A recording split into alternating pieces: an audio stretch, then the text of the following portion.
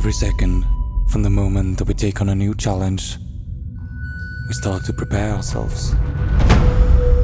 Everything happens when the light turns on. From the head, through the heart, and down to every single equipment detail.